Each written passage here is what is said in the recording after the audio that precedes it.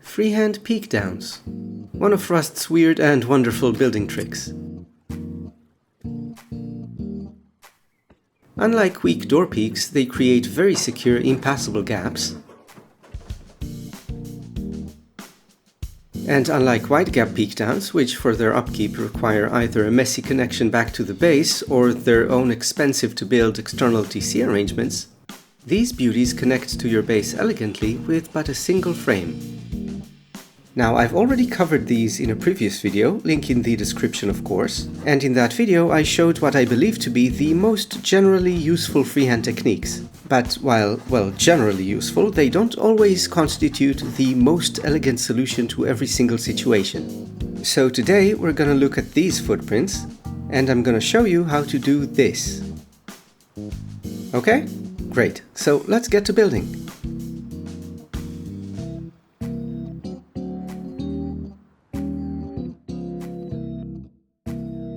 Okay, so this first technique can work whenever you have this kind of shape up on the shooting floor. So for example, this double honeycombed 2x1 or this double honeycombed whatever this is.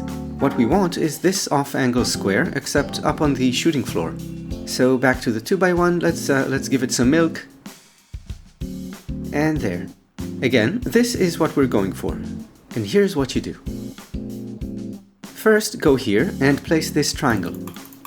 And place this goddammit face punch, okay. Side grade to any of these stone skins or upgrade to metal and place this triangle. Then add two more. I guess you can also do it like this.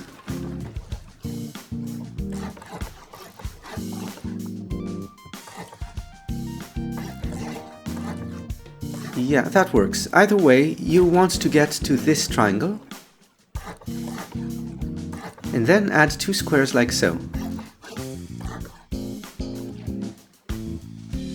Now, from that last square, add two low walls facing out before tucking yourself into this corner and aiming at the center of this little triangle. This will make sure the shooting floor is of same height as the base.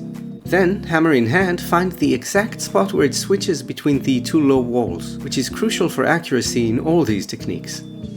When you find it, demolish, make sure not to move your mouse by the way, and place a line of 3 squares. Good, now from the last of these, remove excess twiggies and go back with triangles like so.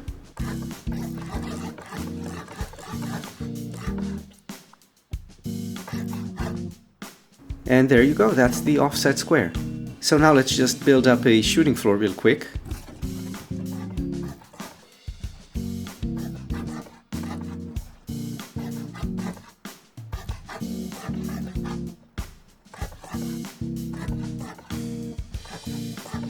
And you'll also need a frame or two here, but you don't want to upgrade any of the offset build-up until checking that you can place one of these two frames.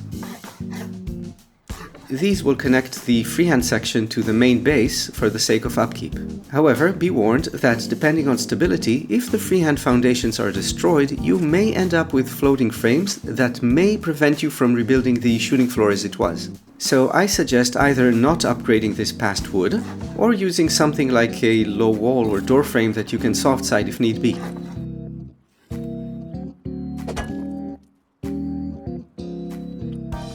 Now, as for the quality of the peaks, they're actually very nice. Good vision to 3 sides of the base from just this one spot. Yeah, solid angles, just as good as wide gaps. And since it's a square, you can also easily make it crouch meta compliant, improving your spray accuracy. Ultimately, I think, compared to the wide gap peaks and external TC setup you'd normally find done here, this freehand peak is much faster to build and much cheaper to farm and maintain. No external TC, but, you know, nice. Now, I did say this technique works with other types of base layouts which have this shape in them, but there are some issues to overcome. So first, let's repeat the technique, except a bit faster.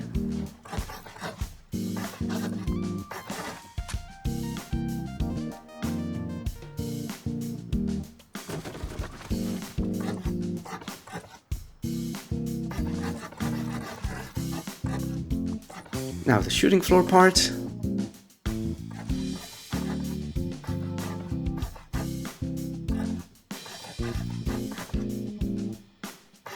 And here, firstly, you'll find that you cannot place the connection frames. That's because of these walls right here. But fear not, we can connect it one floor up, like so.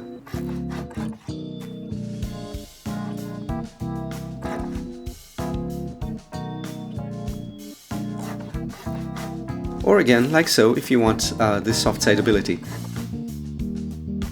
And secondly, you'll immediately notice that this peak sucks.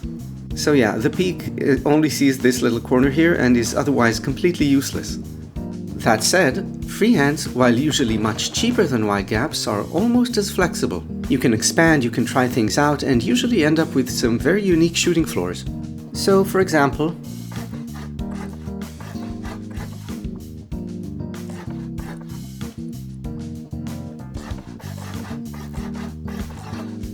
right, maybe not the best example, but, you know, an example. And now we have much better peaks, also peaking 3 sides of the base.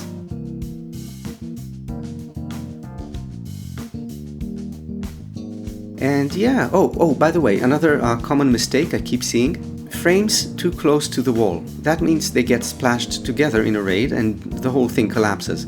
So depending on design, it's not always possible maybe, but much to be preferred, that you distance the shooting floor support frames from the base itself.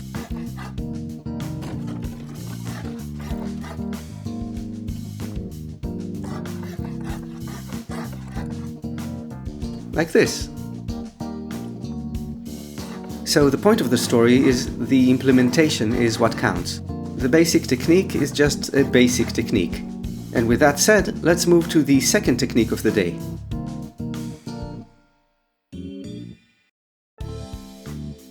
Alright, now let's see how we can freehand this gap right here, known from such legendary footprints as this honeycombed 2x2.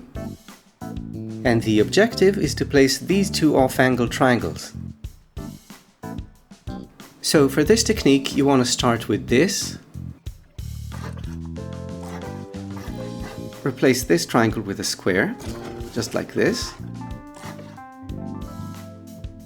Then, facing away from the base, 2 low walls. And now, do you see this line I'm tracing? Trace it back to the low wall intersection. Then carefully find the switching point, as this is a very finicky technique and without this it'll fail more often than not. And after you find it, stand up and place 2 triangles.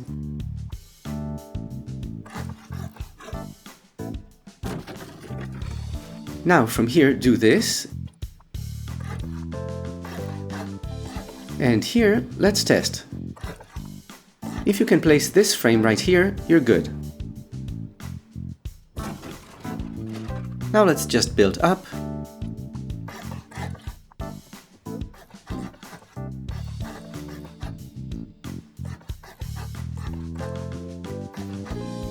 Connect back for upkeep. And there you go. Now this technique has some utility, sure, but these peaks in particular, not for me.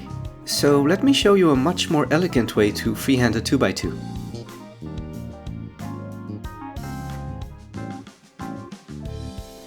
Okay, so for the 2x2 you start like this, which by the way you want to replicate here as well, but that's after. So add the 2 low walls, find the little triangle center so the shooting floor is level with your base, and you know what? Let's do something a bit tricksy. Instead of center, look a bit up. This way, instead of being level with the base, the shooting floor will end up a tiny bit higher. You'll see why in a minute. So now just find the exact split point with the hammer, and without moving your mouse, demolish, take a tiny step back, and place. And here it's actually fine to make the upkeep connection frame stone, as it'll just get splashed and destroyed along with the base, so you can always rebuild. But do make sure it has 79% stability before upgrading, building up the shooting floor, and replicating on the opposite side of the base. Now you can use the exact same technique on these sides, except you have to start like this.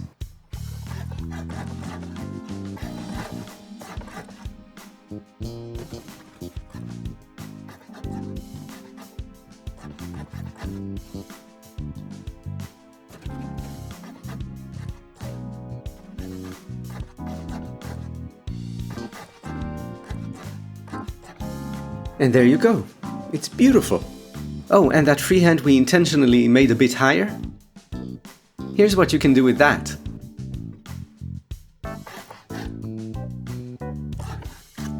And that, ladies and gentlemen, is an invulnerable roof peak. It's freaking wild. Oh, and it doesn't have to be a 2x2, you can apply the same exact technique to even a 1x1. Just place one single square off the honeycomb, and from there, same as before.